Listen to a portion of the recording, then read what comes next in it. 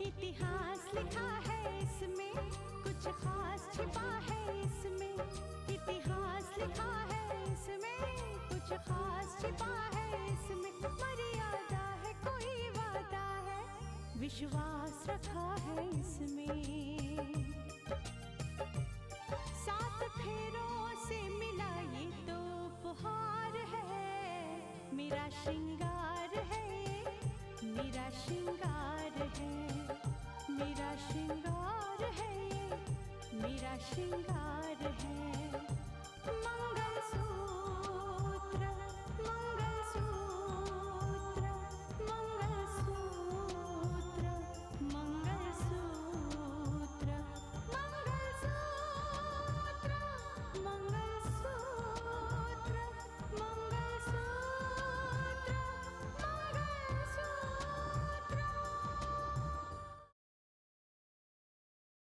और मैं आपको दावे के साथ कह रहा हूं कि 10 दिनों के अंदर अंदर रितिका का ट्रांसफर करा के न दिखा दिया ना, तो मेरा भी नाम सुंदर नहीं। साक्षी, तुम्हें पता है अब तो हमारी शादी भी रद्द हो चुकी है। वैसे भी मुझे आप जैसे लोगों से मदद की जरूरत नहीं है। मैं अपनी लड़ाई खुद लड़ सकती हूँ। अपने दुश्मनों के साथ अपनी लड़ाई मैं खुद लड़ूंगी। झूठ बोलकर लोग जब कानून को धोखा देते हैं तब आपको कोई फर्क नहीं पड़ता पापा। मेरी मानो, कुछ दिनों के लिए तुम अंडरग्राउंड हो जाओ।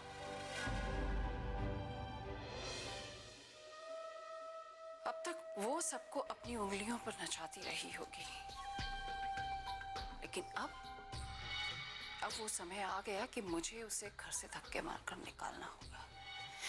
और अब की बार मैं ये करके रहूंगी। भूल कर भी ऐसा मत कीजिएगा माँ, वरना कहीं ऐसा ना हो कि आपको पछताने का भी मौका ना मिले। होश में तो हो साक्षी, क्या बात कर रही हो तुम? हाँ माँ, मैं सिर्फ आपको समझाने की कोशिश कर रही हूँ। आज आप इन सारी बातों का जिम्मेदार रितिका भाभी को ठहरा रही है ना, कल को कहीं ऐसा ना हो कि इन सारी बातों का जिम्मेदार आपको ठहराया जाए। क्या बकवास कर रही हो साक्षी?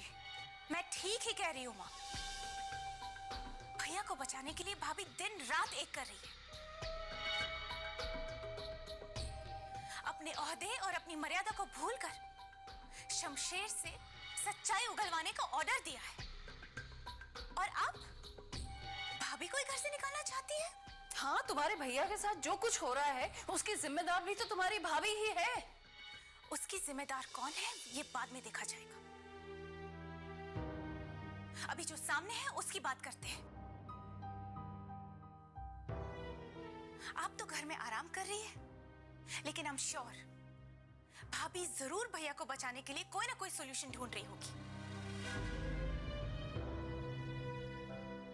घर में बैठकर कोसना अलग बात है, और बाहर निकलकर संघर्ष करना एक अलग बात। तुमको जो कहना है वो कहो साक्षी, लेकिन वो मेरी निगाह में न कल अच्छी थी न आज अच्छी है। और जब तक वो इस घर में रहेगी मैं उसे सुकून से नहीं रहने दूंगी, इतना तुम समझ लेना। आपको एक बात कहूं मां, जब हालात ऐसे हो ना, तो घर के लोगों को एक होकर हालात से लड़ना चाहिए। लेकिन आप तो घर को तोड़ने का सोच रही है। ये गलत है मां, ये बहुत गलत है। अंधेरा चाहे जितना भी घना हो, लेकिन लोग उजाले के लिए अपने ही घरों में आग नहीं लगाते। और आप गुस्से में कुछ ऐसा ही करने जा रही है। मैं आपसे आखिरी बार कह रही हूं मां, संभल जाइए, क्योंकि ये ठीक नहीं है।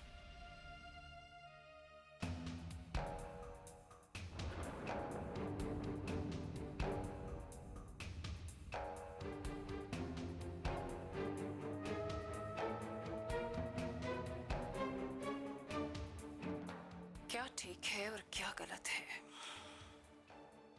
ये तो मैं ही डिसाइड करूंगी साक्षी।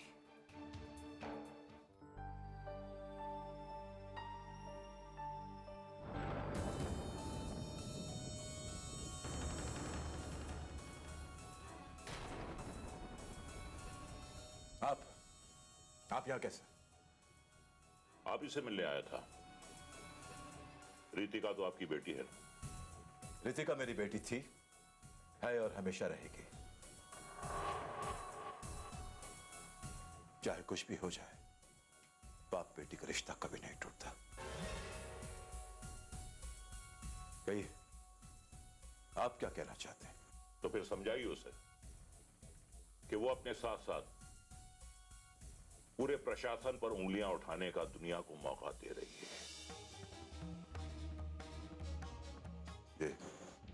ये क्या कह रहे हैं आप?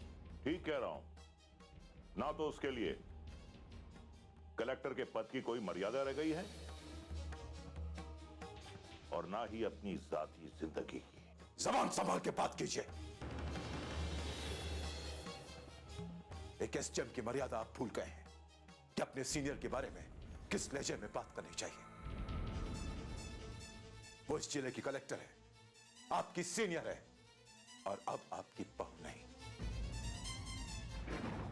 उसके बारे में इस तरह से बात करने का हक जो है ना, आपने उसी दिन खो दिया था जब आपने रिश्ता तोड़ा था।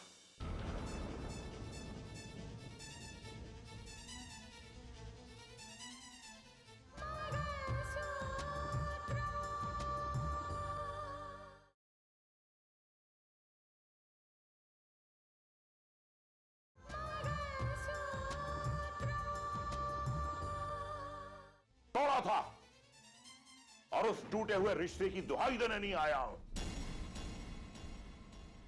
बल्कि आपसे यह कहने आया हूं कि कलेक्टर साहिबा जो कुछ भी कर रही हैं, उसकी बदनामी मैं अपने सर नहीं लेना चाहता। उसके लिए हुए किसी भी फैसले पर एतराज जताने का हक आपको नहीं है। उसका लिया हुआ कोई भी फैसला आपके ओहदे पर कोई असर नहीं करता। असर हो रहा है, जरूर हो रहा है।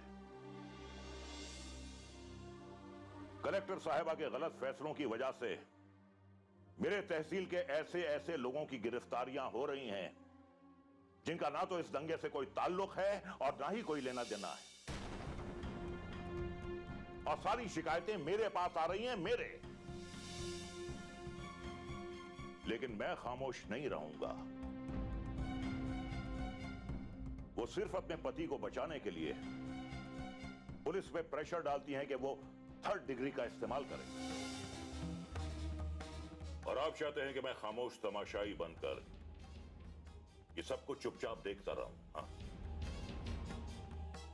वो जितनी अपने परिवार की वफादार है ना, उतने ही कानून की भी वफादार है। और अगर उसने पुलिस को ऑर्डर दिया है तो मैं दावे से कह सकता हूं कि उसने सच्चाई उगलवाने के लिए ऑर्डर दिए हैं। किसे पता है कि सच्चाई क्या है,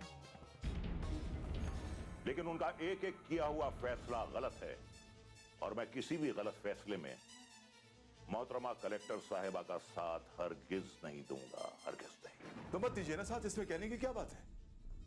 आपका जो काम है ना, वो आप कीजिए। रितिका को जो जिम्मेदारियां मिली उसे वो निभाएगी। उसे अपनी जिम्मेदारियों का एहसास है। जिम्मेदारी? वाह, क्या जिम्मेदारी निभा रही हैं वो।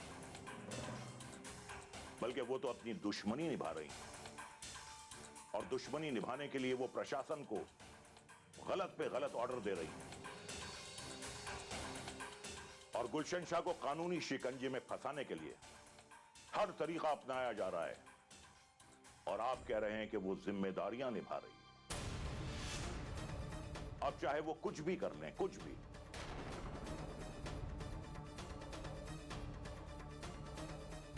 अगर मानस ने जुर्म किया है तो उसे गिरफ्तार होने से कोई नहीं रोक सकता। मैं आपसे यही कहने आया हूं कि अपनी बेटी को यह समझाइए कि कानून के माने क्या होते हैं और फर्ज और इंसाफ किसे कहते हैं।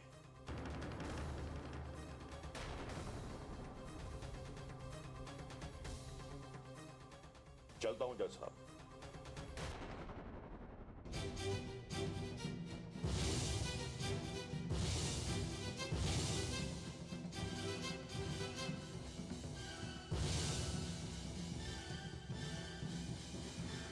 मैं आपसे यही कहने आया हूं कि अपनी बेटी को यह समझाइए कि कानून के माने क्या होते हैं और फर्ज और इंसाफ किसे कहते हैं।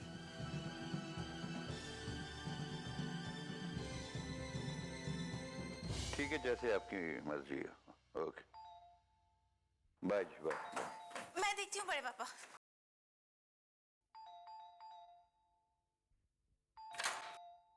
क्या? अरे, कौन है आप लोग? आप कौन है भाई साहब? मिस्टर मानस का है। लेकिन आप कौन है? ओह, हम लोग मिस्टर मानस को अरेस्ट करने हैं। क्या? कहाँ है वो? हमें नहीं पता, बताकर नहीं गया। झूठ बोल रही हैं आप। आप अच्छी तरह से जानती हैं कि वो कहाँ है। वो ऑफिस में भी नहीं है। हाँ, उसे गए हुए को काफी देर हो चुकी है। उसका मोबाइल भी आप है। क्यों? मोबाइल क्यों आप रखा है, ये हमें क्या मालूम। ऑफिसर्स, सारे घर की अच्छी तरह से तलाशी लो। मैंने आपसे कहा ना वो घर पे नहीं है। जी, इसलिए ऑफिसर्स तलाशी ले। लेकिन बात क्या है? वो बाद में बताया जाएगा।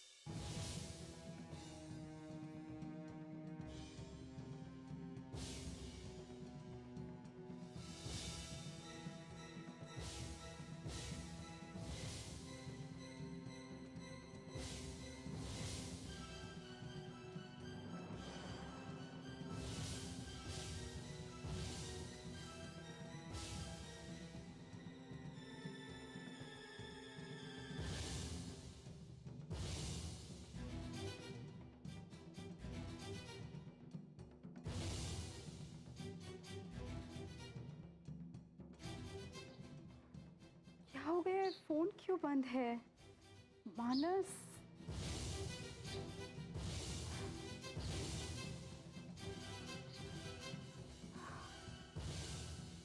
फोन बंद क्यों आ रहा है?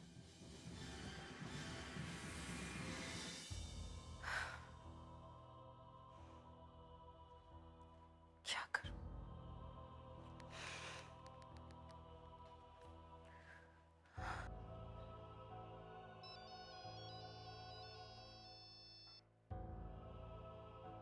हेलो। भाभी, हाँ साक्षी, बोलो। भाभी, भैया को कुछ लोग गिरफ्तार करने आए थे।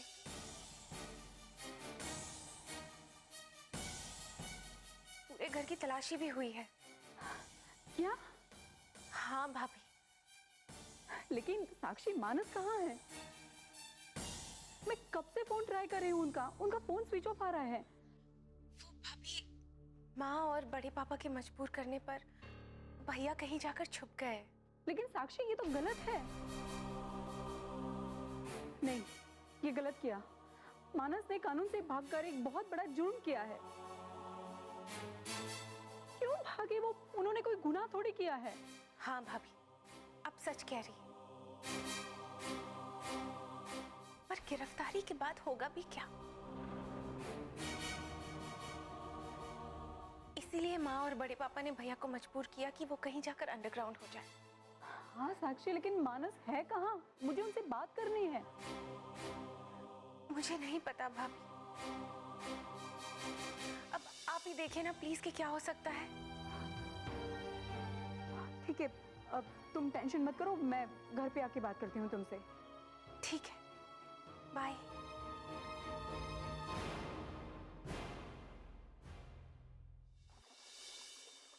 हाँ, देखा देखा देखा, आखिर आ गई ना सच्चाई सबके सामने। ऐसी बातें छुपाई नहीं छुपती। मानस ने क्या सोचा था कि रितिका कलेक्टर है तो उसके दम पर कानून की नजरों में धूल झोंकने में कामयाब हो जाएगा। नहीं नहीं नहीं नहीं नहीं, भूल गया वो कि कानून हैज वेरी लॉन्ग हैंड्स। कानून के हाथ बहुत लंबे होते हैं। तुम तो ये सब ऐसे कह रहे हो जैसे सब कुछ तुमने अपनी आंखों से देखा है। अरे अपनी आंखों से नहीं देखा ना सही, लेकिन अपने कानों से तो सुना है ना। पूरा शहर यही कह रहा है। सबको मानस की सच्चाई का पता चल चुका है। सब जान चुके हैं उसकी काली करतूतों को। अब कहां बचने वाला है वो। उसके नाम का अरेस्ट वारंट जारी हो चुका है। इससे पहले कि पुलिस उसे दबोचे वो पहले ही वहां से उड़न छू हो गए। क्या कह रहे हो तुम? जाने दीजिए ना पापा, किसे पता कि सच क्या है। और अगर सच ये है कि ये सब कुछ मानस ने ही किया है, तो इसमें रितिका भाभी का क्या कसूर? शालू, तुमने ये तो कहावत सुनी होगी ना कि गेहूं के साथ साथ घुन भी पिस जाते हैं। अब रितिका का भी कुछ यही हशर होने वाला है, क्योंकि मानस ने जो कुछ भी गलत किया है सिर्फ रितिका की बदौलत।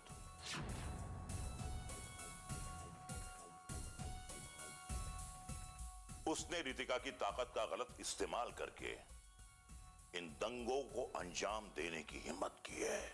हाँ जीजा जी, बिल्कुल सही कहा आपने। एक आप ही तो हैं जो इस बात को समझ पाए।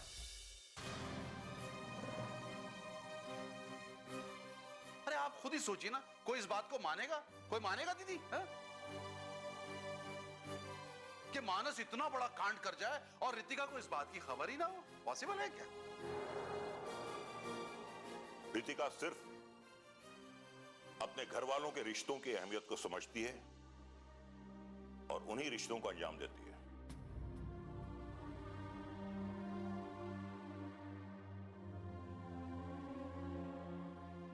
अब देखना कि मानस को बचाने की कोशिश में रितिका किस हद तक जाएगी।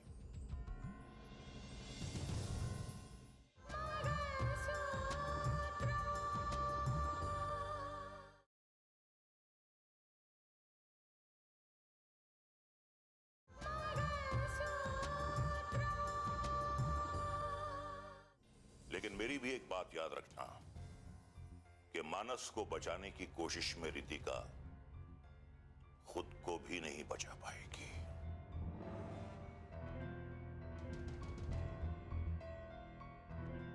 पति अगर कोई गलती करे तो ये जरूरी तो नहीं कि उसमें पत्नी भी शामिल होगी। अरे बेटा, जरूरी तो कुछ भी नहीं होता, लेकिन वो इस साजिश में शामिल है, ये बात जरूरी है। वो ऐसे किसी काम में शामिल नहीं हो सकती सुंदर। तुमने तो अपनी आंखों में ममता की पट्टी बांधी है,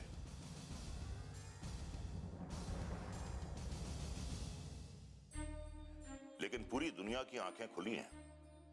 जानती हो मानस को बचाने के लिए रितिका किन किन हथकंडों का इस्तेमाल कर रही है?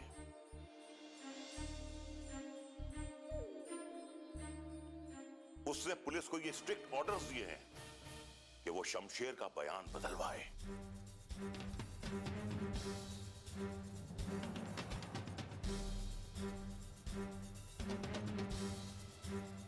उसने सारे डिपार्टमेंट्स को गुलशन के बारे में छानबीन करने के ऑर्डर दिए हैं, ताकि गुलशन को किसी भी मामले में फंसाकर वो उसे अपना बयान बदलने पर मजबूर कर दे।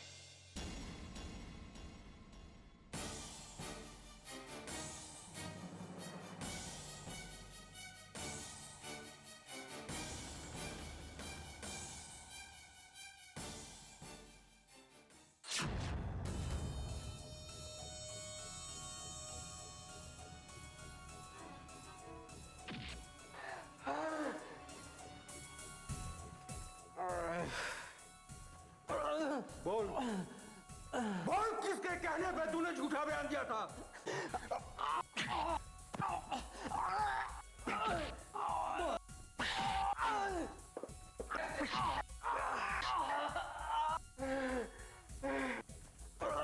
बोल। अरे साहब जी, बहुत घनी नींद आ रही है, मैंने सो लेट दो। जब तक तू सच्चाई नहीं बता देगा ना, नींद तेरी आंखों से दूर रहेगी। बोल, समय खराब मत कर, बोल।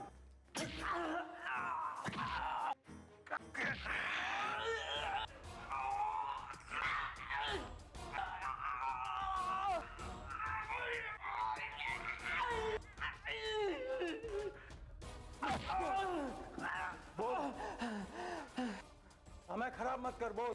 गुलशन साहब के कहने पे मैंने झूठा बयान दिया था। गुलशन साहब ने कहा था कि झूठा बयान देके मानस को कानून के जाल में फंसाना है साहब जी। दंगे के पीछे किसका हाथ है? खुद गुलशन साहब का था साहब जी। उन्होंने ही मानस को फंसाने के लिए ये दंगे करवाए थे और मानस के चैनल पर अपने आदमियों को भेज के सारे दंगे के फसाद के सारे चैनल की फुटेज भिजवाई थी। इसका बयान दर्ज करो।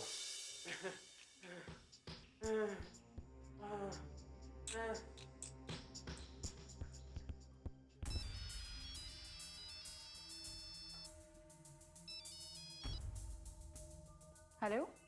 Good morning madam. हाँ इंस्पेक्टर, बताइए, कुछ इम्प्रूवमेंट हुआ, कुछ रिजल्ट निकला? मैडम, शमशेर ने सच्चाई बता दी। उसका कहना है कि एसआरपी चैनल को बदनाम करने के लिए और मानस साहब को फंसाने के लिए सारी प्लानिंग गुलशन शाह ने की थी। क्या? जी। वैसे इंस्पेक्टर, मुझे तो ये बात पहले से ही पता थी। वेल डन, बहुत अच्छा काम किया है आपने। जी, हम उसका बयान दर्ज कर रहे हैं। नहीं, बिल्कुल नहीं। इंस्पेक्टर, मैं चाहती हूं कि उसका बयान मजिस्ट्रेट के सामने ही दर्ज हो। Is that clear? ठीक है मैम। Okay, bye. जय हिंद मैम।